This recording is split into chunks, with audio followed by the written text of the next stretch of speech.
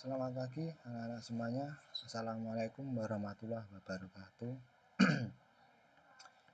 Pada pagi hari ini anak-anak bertemu lagi dengan Pak Masun. Di kelas kalian Pak Masun mengajar mata pelajaran fikih dan SKI. Namun pada pagi hari ini yang perlu kita pelajari adalah materi yang berkaitan tentang fikih. Di semester 1 ini fikih membahas tentang 3 pokok bab, yaitu yang pertama adalah ketentuan khitan, kemudian yang nomor 2 adalah tanda-tanda balik, dan yang nomor 3 adalah mandi wajib setelah haid dan ihtilam. Pada awal pertemuan pagi hari ini yang perlu kita bahas adalah satu hal yang berkaitan tentang masalah khitan, anak-anak sekalian. Khitan apa toh? Kalau bahasa Jawanya yang sering kita kenal adalah sunat. Nah, apakah hanya laki-laki saja, Pak? Apakah perempuan tidak boleh dikhitan? Nah, nanti kita bahas bersama-sama. Nah, yang perlu kita bahas adalah yang pertama adalah tentang definisi khitan. Nah, khitan berasal dari kata khatana yang artinya memotong. Sedangkan secara istilah adalah membuka atau memotong kulit kuluf yang menutupi ujung kemaluan laki-laki dengan tujuan agar bersih dari kotoran dan suci dari najis. Nah, dalam mengkhitan disunahkan memotong hingga pangkal kuluf sehingga tidak tersisa kulit yang menggantung agar tidak ada lagi kotoran yang berkumpul di bawahnya. Untuk khitan pada perempuan bertujuan agar menjaga kesucian atau kemuliaan perempuan. Nah, yang perlu kita bahas adalah tentang kuluf. Kuluf itu apa toh, Pak? Kuluf itu adalah kulit, ini khususnya bagi anak laki-laki. Kuluf itu adalah kulit yang berada di ujung kemaluan seorang laki-laki, yang itu harus dipotong dan dibersihkan agar kotoran-kotoran yang ada di kuluf tersebut hilang dan menjadi syarat sahnya suatu ibadah. Dalam hal ini Ibnu Mawardi. Nah, Mawardi itu siapa toh? Imam Al-Mawardi itu. Imam Al-Mawardi adalah seorang ahli fikih, seorang ahli pemerintahan, juga seorang ahli politik. Beliau berkiprah pada tahun 384 Hijriah. Pada masa itu adalah mereka atau Imam Mawardi sering dijadikan referensi dalam hal fikih. Di sini menerangkan bahwasanya khitan bagi laki-laki untuk memotong kulit yang menutupi kasafah. Nah, kemaluan dalam kurung di sini terangkan adalah kepala kemaluan. Ini adalah bahasa Arabnya adalah kasafah. Sehingga kulit kasafah atau bahasa tadi yang sudah kita bahas tadi adalah namanya kuluf, dibiarkan terbuka dan tidak ada kulit yang menutupinya. Ini khususnya bagi laki-laki. Nah, sekarang selanjutnya, apa toh tujuan dan manfaat khitan? Mengapa kok harus seorang laki-laki itu harus dikhitan? Di sini akan kita bahas. Pada uraian sebelumnya, kita telah memahami bahwa salah satu tujuan utama khitan adalah sebagai bukti ketundukan kita terhadap perintah Allah sebagai zat yang maha bijaksana dalam setiap perintahnya. Pasti ada banyak manfaat yang didapat oleh manusia. Nah, manfaat apa saja yang bisa kita dapat dari persyariatan khitan itu? Nah, dilihat dari segi kebersihan. Ini diterangkan bahwasanya di buku LKS kalian juga ada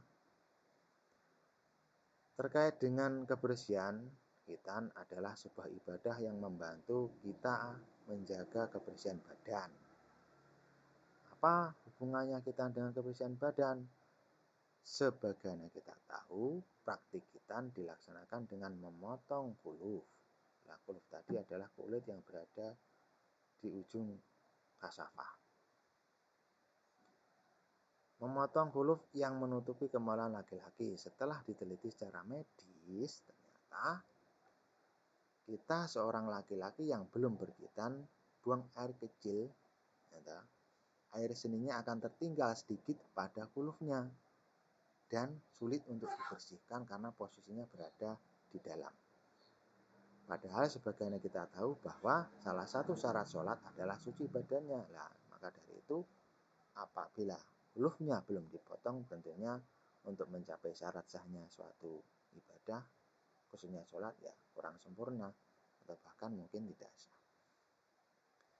Sini ada suci badannya, kemudian pakaian dan tempatnya dari najis.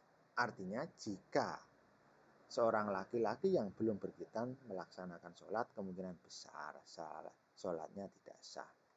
Oleh karena itu Nabi Muhammad SAW memerintahkan laki-laki untuk berkhitan. Nah, di sini ada keterangan juga apabila ditinjau dari segi medis, ya, medis itu adalah kedokteran, tentunya berkaitan tentang kesehatan. Khitan juga mempunyai banyak manfaat, anak-anak. Menurut para dokter, khuluf yang tidak dipotong akan menjadi sarang kuman. Jika dibiarkan terus-menerus, kuman tersebut dapat menimbulkan infeksi atau peradangan. Nah, di sini diterangkan juga yang lebih menakutkan lagi, peradangan pada kemaluan dapat menyebabkan penyakit kanker. Wah,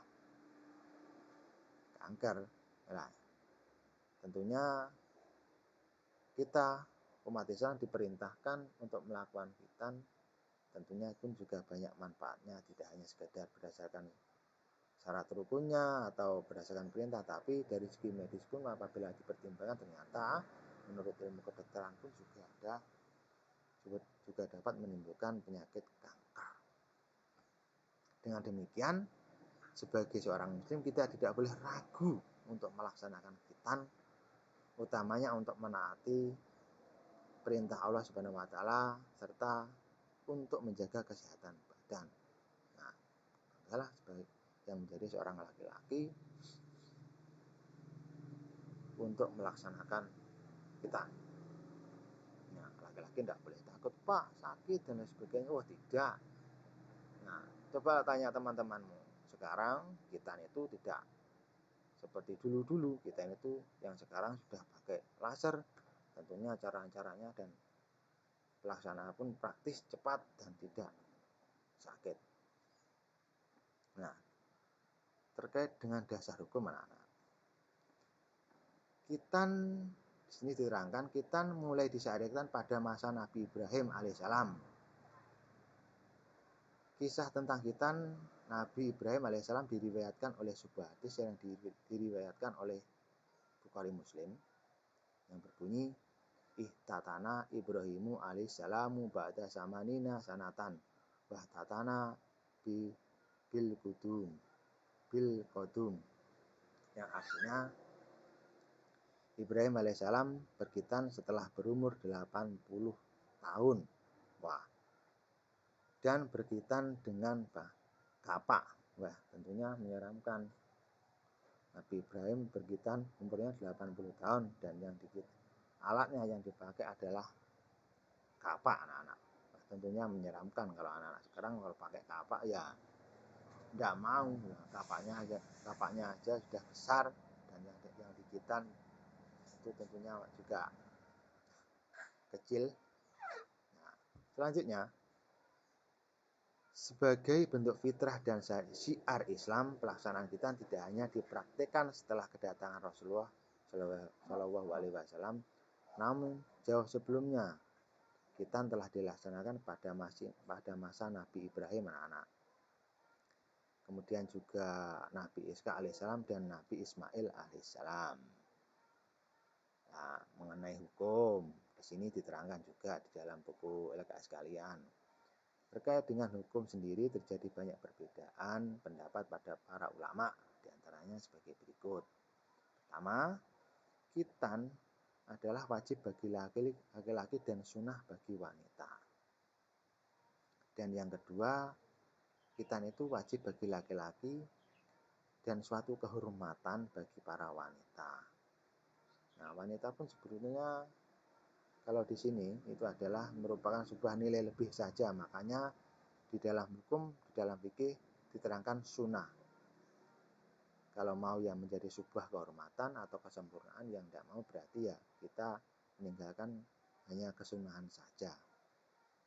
Juga nanti yang menjadi bahan pertimbangannya adalah terkait dengan manfaatnya juga. Selain hadis yang menyatakan tentang khitan yang dilakukan oleh Nabi Ibrahim alaihissalam, terdapat pula sebuah hadis yang dapat dijadikan sebagai dasar hukum tentang khitan, anak-anak, yang berbunyi khamsun min fitrati hinatu wa istihdadu wa natful ibdi wa taklimu al-fari wa qasus sarib, yang artinya 5 dari sunnah-sunnah fitrah, yaitu berkhitan, mencukur bulu kemaluan, mencabut bulu ketiak, memotong kuku dan mencukur kumis. Hadis riwayat Bukhari dan Muslim. Nah, dari hadis tersebut di atas dijelaskan tentang beberapa perkara fitrah yang biasa dilakukan oleh manusia, yaitu khitan, kemudian mencukur bulu kemaluan, mencabut bulu ketiak, memotong kuku, mencukur kumis. Nah, selanjutnya terkait dengan perkara yang disunahkan Rasulullah tersebut, maka hendaklah kita sebagai seorang muslim, kita harus bisa mengikutinya. Perkara-perkara yang merupakan kebiasaan manusia tersebut akan mendapatkan nilai pahala dari sisi Allah Subhanahu wa taala karena merupakan perbuatan yang disunahkan oleh Rasulullah Shallallahu alaihi wasallam. Nah, maksudnya di sini ada yang disunahkan itu adalah sebaiknya kita melakukannya, karena sunnah adalah apabila ditinggalkan juga tidak apa-apa, apabila dilaksanakan kita pun juga akan mendapat nilai pahalanya.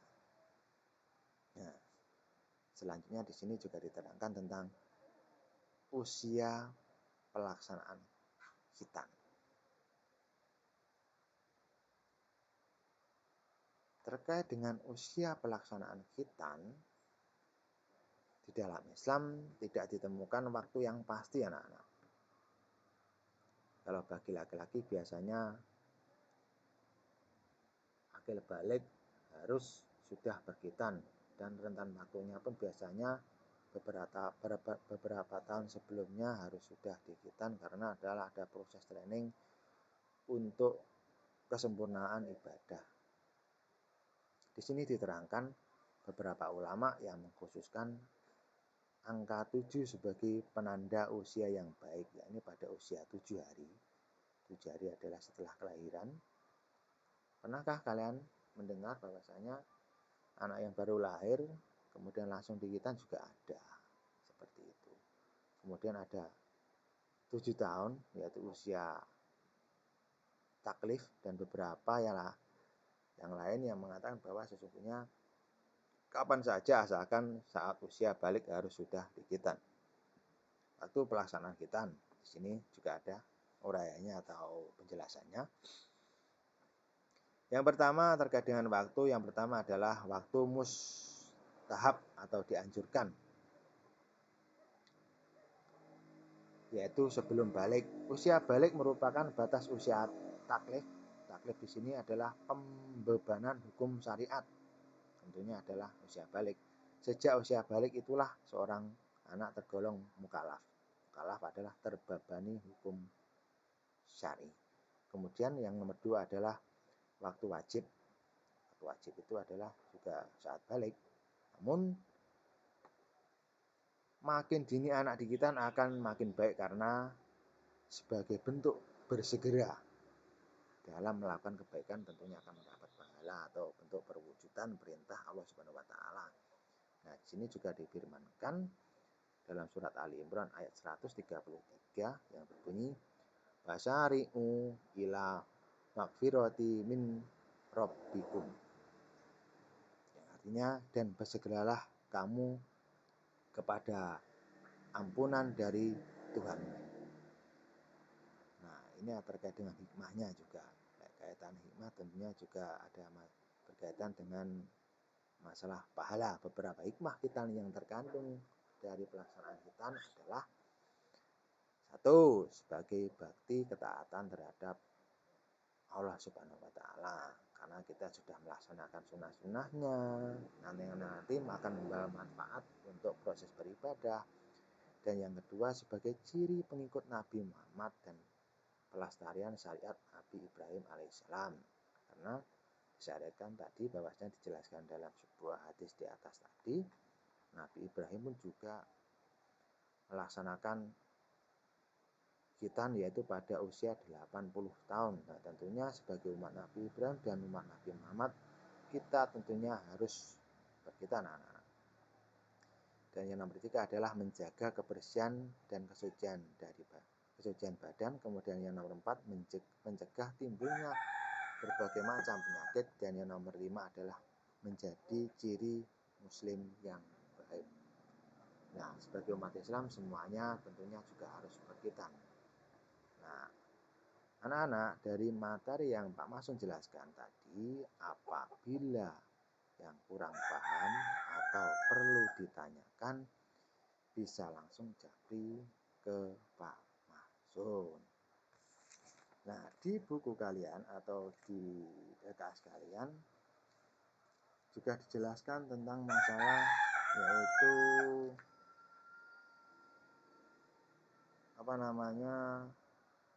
glosarium. Di sini juga diterangkan glosarium di sini adalah berkaitan dengan hal-hal penting. Khitan itu apa, balik, mukallaf, dan mustahab. Kalian bisa baca sendiri. Nanti setelah kalian membaca, tolong kalian kerjakan halaman 8, yaitu jawablah pertanyaan-pertanyaan di bawah ini dengan benar. Di situ ada 5 soal. Kalian jawab, nanti kalian japri ke Pak Masun sebagai bukti kalian sudah belajar tentang materi kita. Sekian, terima kasih. Assalamualaikum warahmatullahi wabarakatuh.